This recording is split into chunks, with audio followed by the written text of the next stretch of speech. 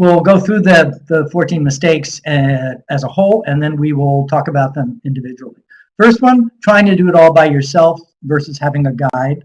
Second, thinking that the importer or distributor is going to build your brand for you. Third is you need to have a proof of concept. They're not going to buy it on faith. Fourth, very common, people want to launch too big and expand too fast, and that is counterproductive most often at the best of times.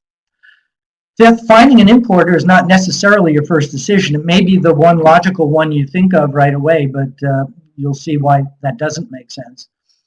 Then comes not anticipating common objections. What we like to do is expect those objections, be prepared to answer them and actually undermine them so you preempt them from being asked in the first place. Seventh is not being familiar with the US market, and part of the goal of this webinar is to educate you on this part of the US market.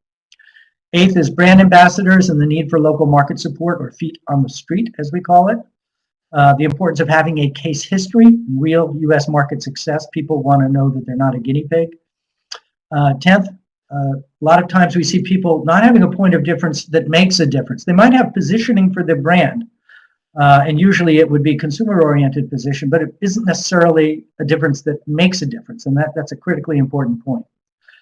11th is not having everything real and in place. When you're going to be talking to someone in the US, you need all your pieces in place, in inventory, all the point of sale printed, the website up, everything working.